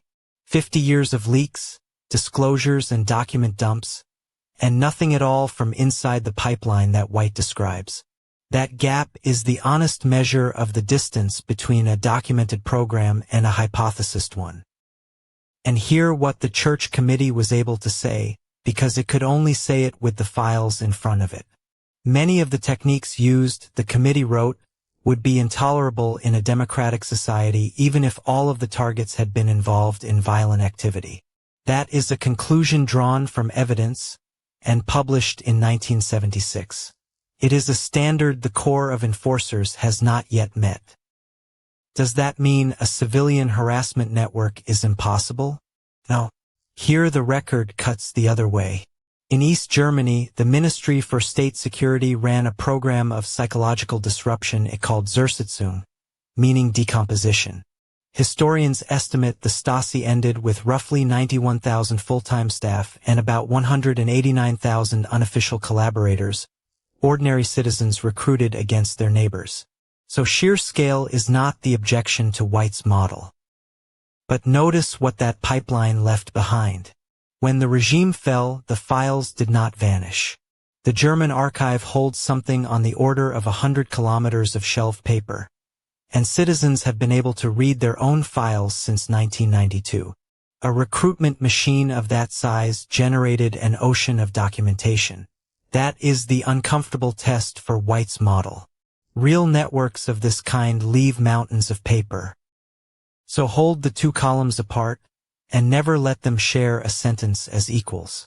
On one side, a program proven by its own memoranda and closed after a Senate inquiry. On the other, a proposed structure argued from the shape of what people report. The resemblance between the tactics is real and worth investigating. But resemblance is not continuity. Similar behavior now is not evidence that any program is running now. White herself is more careful than her critics allow. On the opening page of the booklet she writes that it relates her opinions and conclusions, and that readers should be aware others may hold different opinions. She was a retired engineer writing from 2 decades of contact with other targets, not an investigator with subpoena power. Taking her seriously means holding her to that framing, rather than dismissing it or inflating it. And there is one more thing the COINTELPRO story teaches us. That paper trail did not surface because a committee demanded it. It surfaced because 8 people broke into a small office in 1971 and posted the contents to reporters. The subpoenas came afterwards. So an empty file today may say as much about where anyone has looked as about what exists. Absence of evidence is not evidence of absence. Which raises the question that the rest of this part has to answer. If nobody has yet looked in the right place, what would looking properly actually involve? What would count as proof of a coordinated network, rather than a pattern that merely feels coordinated? That is a question about method, about records, and about who has standing to demand them. That is where we go next, and it matters more than any theory. Start with the hardest case because a method that survives the hardest case can be trusted anywhere. Of everything Eleanor White reports, one claim is the most consequential and the least documented. She says the harassment does not stop at a national border. It follows a target across the world, with no pause while they relocate. Apply the discipline we just described to that and watch carefully where it holds and where it breaks. That is Eleanor White in Organized Stalking, A Target's View. One sentence with an enormous assertion inside it. A campaign confined to one city could, in principle, be run by a handful of determined people with local knowledge. A campaign that crosses an ocean and resumes the following week is a different order of thing.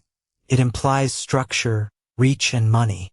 So the honest question is not whether it feels true, but what it would actually take. Relocation is the ordinary remedy for ordinary stalking. You move, the pursuer loses you, the pattern breaks. White's claim is that this remedy fails. In her account, a target lands in a new country, takes a new flat, builds a new routine, and the harassment is waiting. Note what a genuine local network would need. Time to learn that routine. The claim removes the time. That removal is precisely what makes it so hard to believe. Break the claim into requirements the way a skeptical investigator would, and you get 4. A referral mechanism that fires fast. A network already established at the destination. Detailed information traveling with the target so the harassment stays personal rather than generic. And some shared command or incentive making strangers in another country willing to do effortful, unpaid, risky work for years. For conditions. Each one is a place where the claim could be tested or fail. Laid out as a chain, the claim becomes checkable. Every link must hold, and every link is a separate empirical question. Be clear about what this chain is. It is not an observed process. Nobody has produced a referral, a transferred file, or a witness to either. It is a model of what would have to be true, drawn so that investigators know where to dig. Drawing a mechanism is not the same as finding one. Now the fair point on the other side. None of those 4 requirements is exotic. Interpol runs a real-time notice system linking police forces in some 196 member countries. Mutual legal assistance treaties formalize cooperation between national justice systems. Embassies keep standing liaison with host country police as routine diplomacy. Fast cross-border information sharing about named individuals is not science fiction. It is ordinary statecraft, conducted every day of the week. Hold that distinction hard because it is where this whole episode can go wrong. Showing that a capability exists is not showing that it was used. Interpol's notice system exists. That is a fact. That anyone has ever used it to hand off harassment of a private individual is not a fact, and nothing in the record establishes it. The mechanical plausibility of the claim and the truth of the claim are 2 different questions. There is a documented precedent for the cross-border part, and it belongs to the history, not the present. The FBI's Cold War Communist Party program drew on bureau liaison with Allied intelligence services abroad. Those channels existed independently of any single operation. The Church Committee, reporting in 1976, found that domestic intelligence cooperation had at times exceeded lawful authority. That is a finding about the 1950s, 60s, and 70s. It is not a finding about now. 196 countries, wired together for the rapid exchange of information about named people. That number is real and it is public. What it proves is narrow. It proves that the world already contains machinery for doing quickly what the international claim would require. It does not prove that machinery was ever pointed at a target. Keep those two sentences separate in your mind, because almost every argument that goes wrong here collapses them together. Of everything in this chapter, the borderless claim is the least verifiable. COINTELPRO has a Senate report behind it.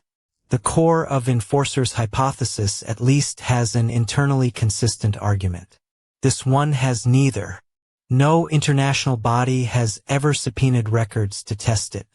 By its nature, it rests almost entirely on what targets say happened to them, and testimony, however sincere, cannot by itself establish a mechanism operating out of sight. Put them side by side and the asymmetry is the point. On one side, memoranda you can read, hearings you can cite, a program with start and end dates. On the other, an experience reported consistently by people who never met, and no document at all. Both sides deserve honest handling, but they do not deserve the same confidence. A documented fact and a contested claim must never share a sentence as if they were equals. The testimony is not nothing. Targets in different countries with no apparent contact report the same thing. Relocation brings no relief. The knowledge base makes the methodological point plainly. If this were a local cultural artifact, you would expect it to vary sharply across cultures, and it does not. That consistency is a real data point. In other fields, it would trigger formal investigation. It is a reason to look, not a conclusion about what is found. That is where the international claim rests. Unresolved and worth resolving. Which brings us to the harder discipline, the one this whole episode has been building toward. When you assemble everything covered here, you do not get one story. You get three distinct kinds of knowledge, and each demands its own standard of confidence. Sorting them properly is not pedantry.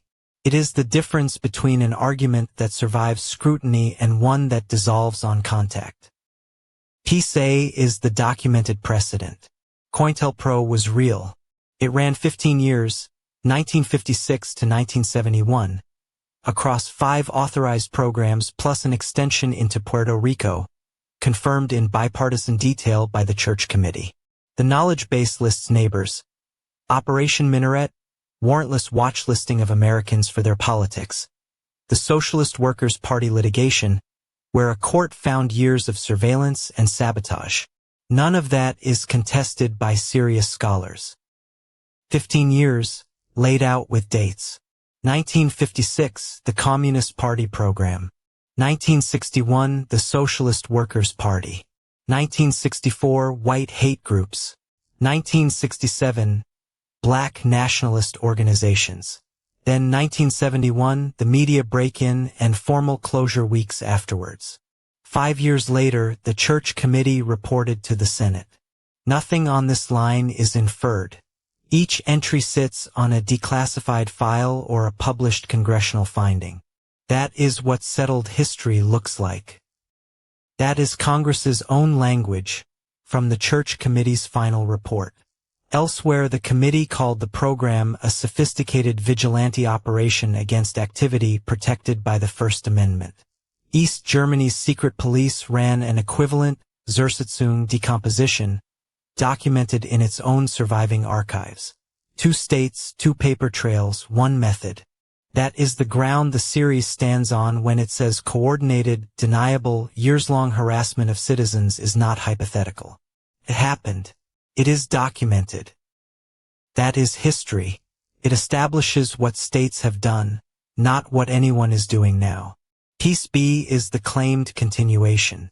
White's hypothesis that similar tactics run today under a trained corps of enforcers and cross borders without interruption is coherent and built from a real pattern of testimony. But it lacks the memos, the budgets, the approval chains, the sworn admissions. It is a theory, not a finding, and White's own phrasing treats it so. Piece C is the discipline that keeps A and B apart. A memo you can read is different from a pattern you infer.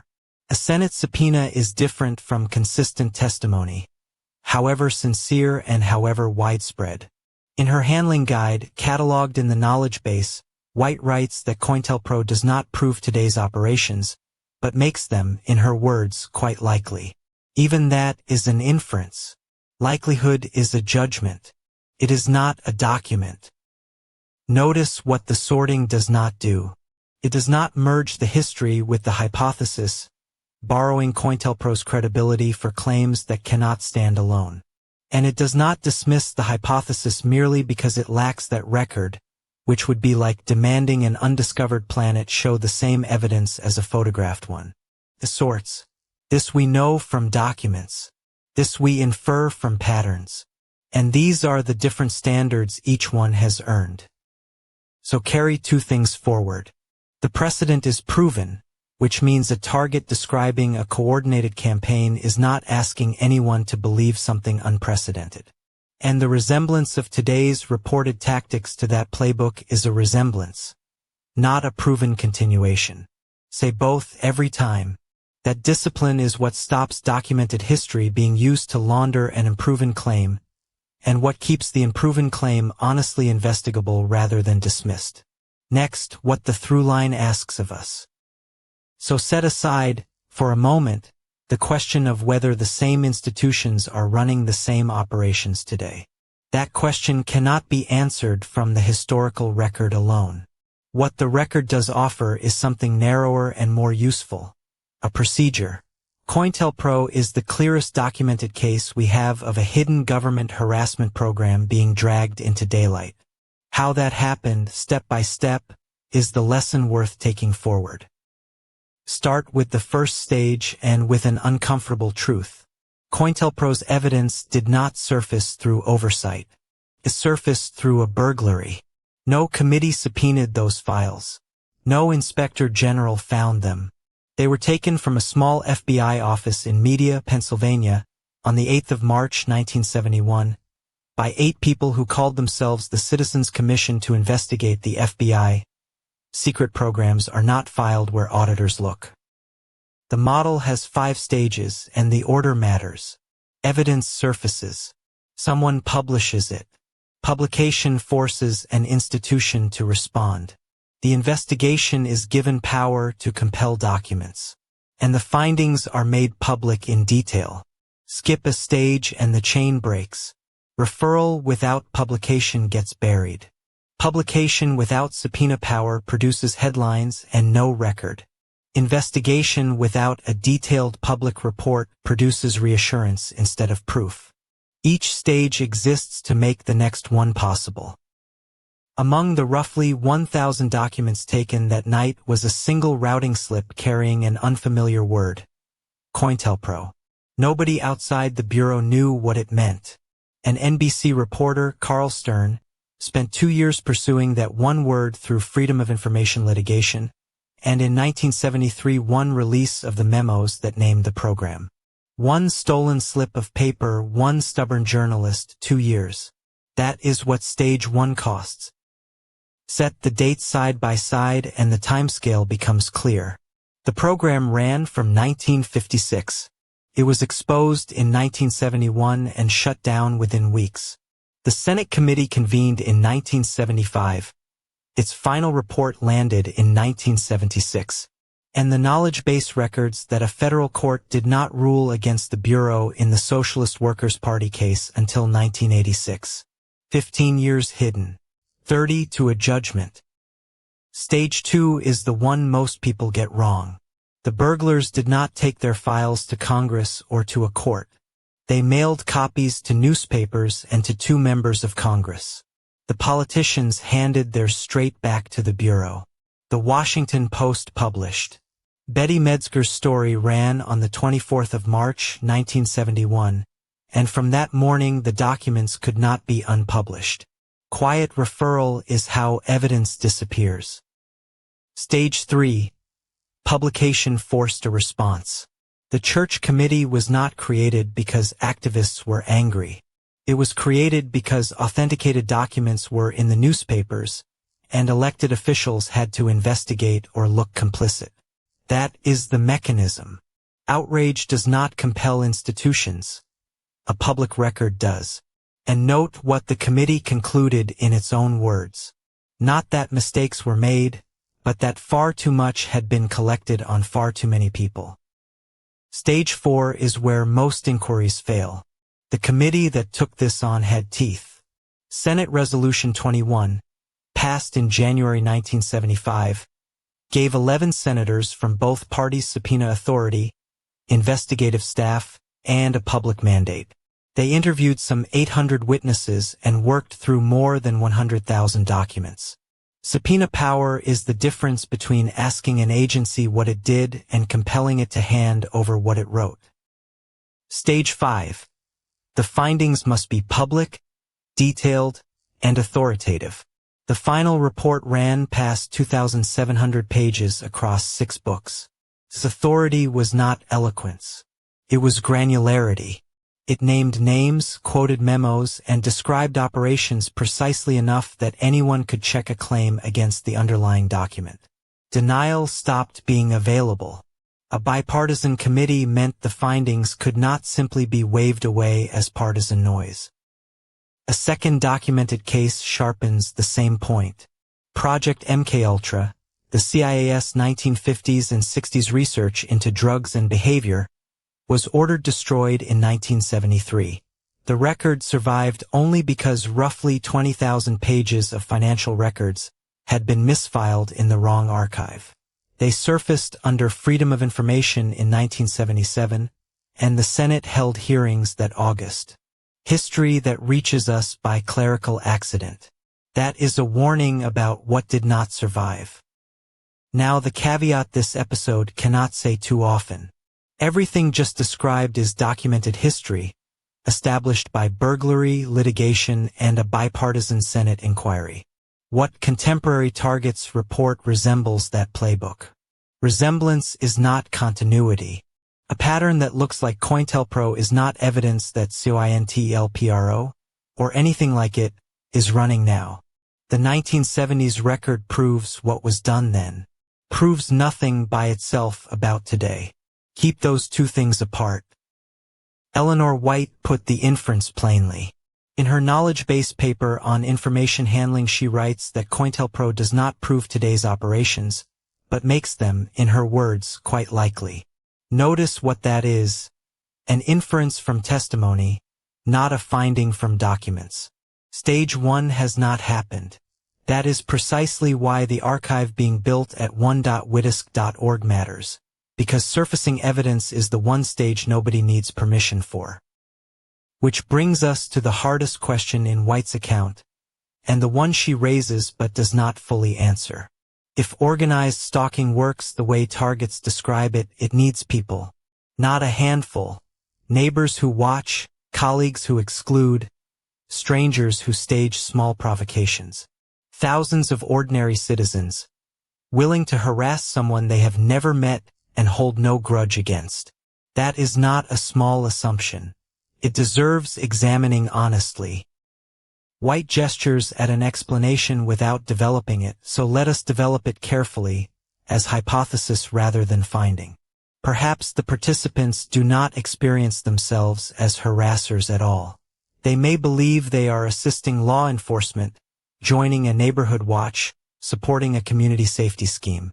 Recruited under a benign description, an individual would feel no moral conflict, because from inside their own account they are being a good citizen. Hold the two side by side, and label them honestly. On the left, documented fact. A COINTELPRO agent knew he was running a disruption operation, wrote memos, sought approvals, and left a paper trail that eventually convicted the program. On the right, hypothesis only. A participant who believes he is watching for suspicious activity keeps no records, seeks no approval, and has nothing he would recognize as worth confessing. One column is history, the other is speculation. There is a documented precedent for ordinary people staffing a surveillance system, and it is worth stating precisely.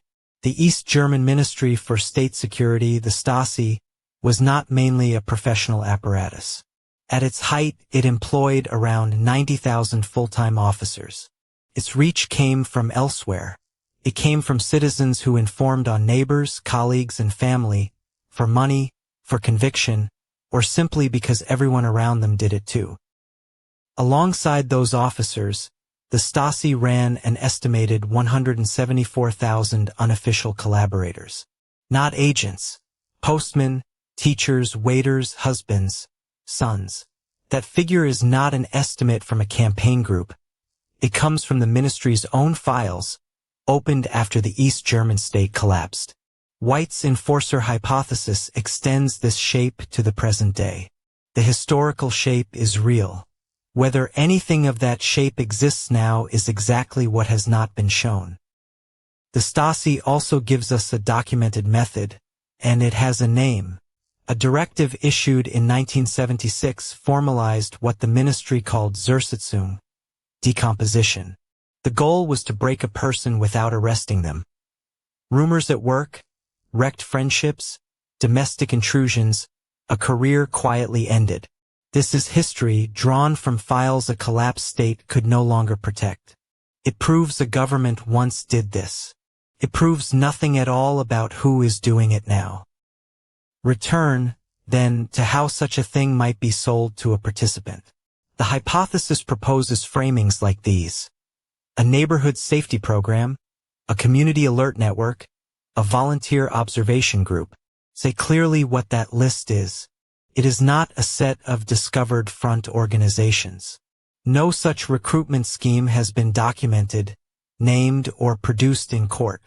It is a description of what a benign cover would have to look like, which leaves the silence itself. Three explanations fit it equally well. The networks may not exist. They may exist and be too small or too disciplined to produce a defector. Or the participants may not know there is anything to expose. The chapter's sharpest sentence is this: the most insidious version of the hypothesis is the one in which the enforcers do not know they are enforcers. What follows tests that claim against the record. Before we close this episode, one last structural question. Why is a phenomenon reported by so many people almost invisible in newspapers, in journals, and in law? The easy answer is suppression. The honest answer is harder and less satisfying. Organized stalking may be absent from the record because of the way it is built, not because anyone is hiding it. That is what the coverage gap means. It is the last piece of the argument.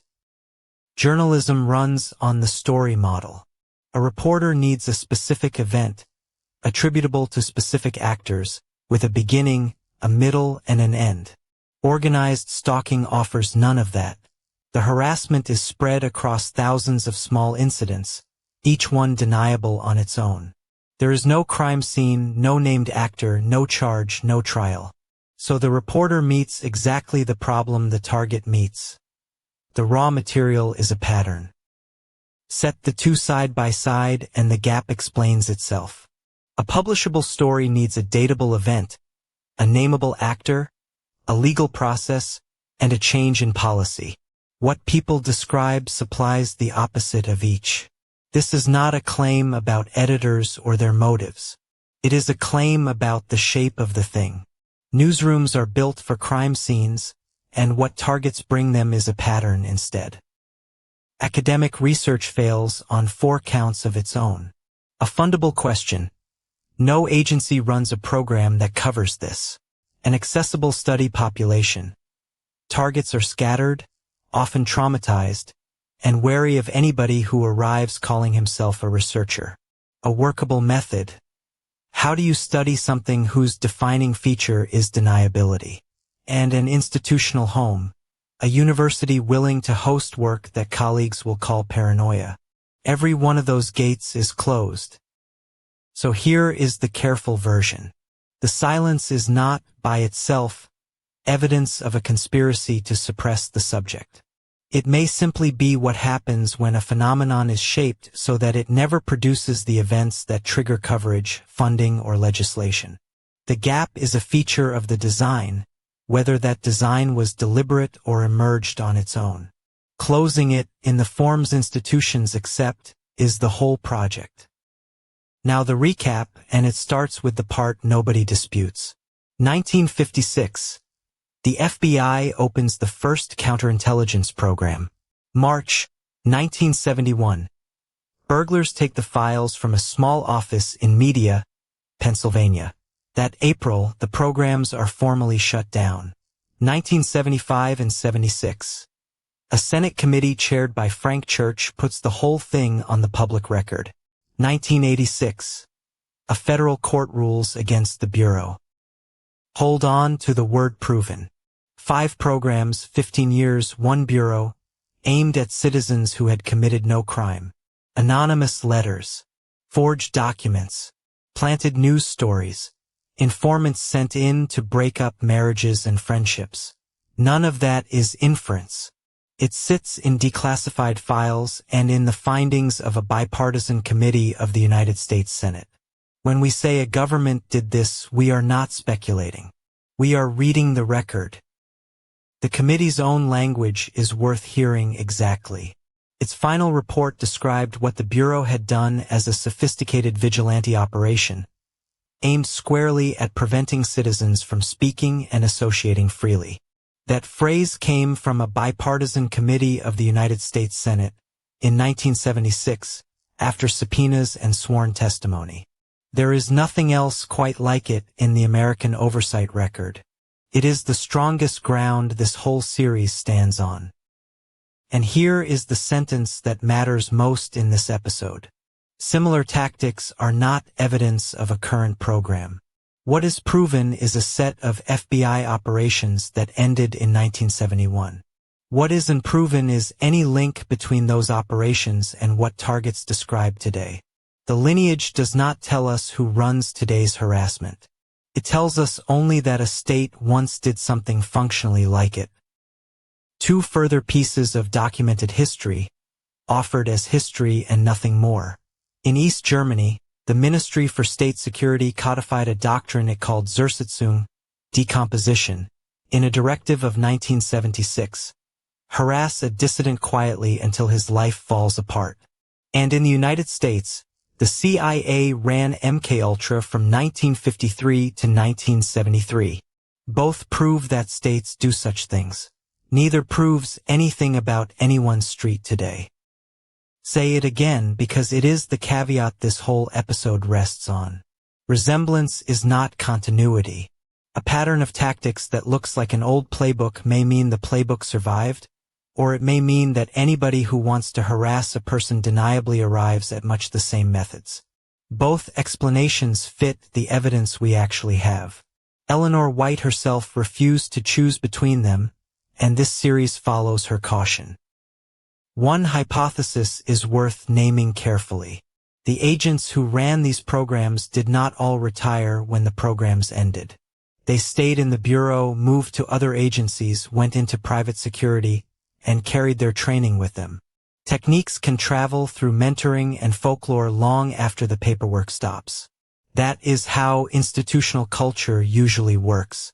But this is inference, not paper, and it cannot be proven by a memo.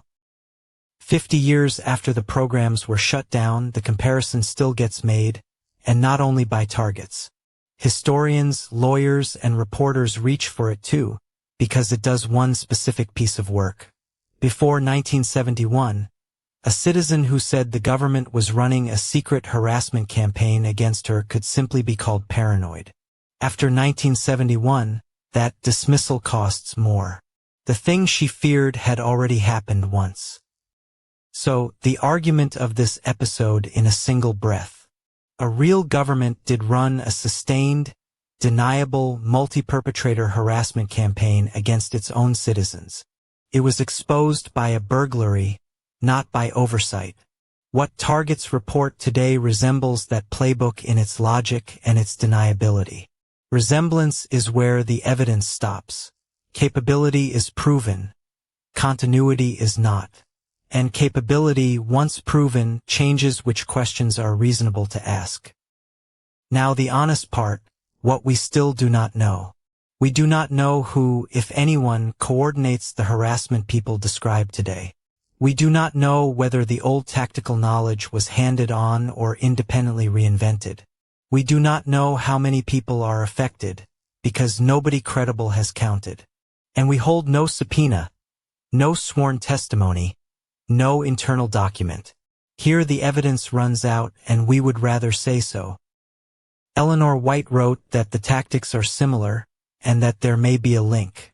Then, in the very same passage, she wrote this. It is a sentence an activist did not have to write, and she wrote it anyway. That is the standard this series tries to keep. State what is proven, state what is reported, and never let the two of them share a sentence as though they were equal. Everything cited in this episode can be checked by anybody without special access. The Church Committee's final reports are public. The files taken at Media, Pennsylvania are public. The 1986 ruling in the Socialist Workers' Party case is public. Eleanor White's booklet sits in the TI One Voice knowledge base as document 765. We would far rather you verified this than believed us. That is the difference between an argument and a rumor. If this episode did one thing, let it be this. The record only exists if people build it. The files at Media were taken by ordinary citizens, and that is what forced a Senate investigation 4 years later. You can help build a different kind of record. Join us at one.witisk.org, add your account, and keep it careful. Watch TITV at meet.witisk.org. Under Public, TITV. Next time on Knowledge Targeting Part 10 Toward Justice. A framework for recognition and remedy.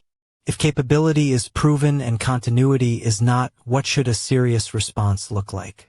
We take up recognition before remedy. What law enforcement, legislatures, and the medical profession would each have to concede, what a workable legal category might contain, and why stalking itself was not a crime anywhere before 1990. That history matters more than it sounds. Thank you for giving this your time. We know the careful version is slower than the confident one. It refuses to tell you what you may already believe, and it stops where the paper stops. But it is the only version that survives contact with a hostile reader, and a hostile reader is exactly who we need to convince. Take care of yourself, keep your records safe, and we will see you in Part 10.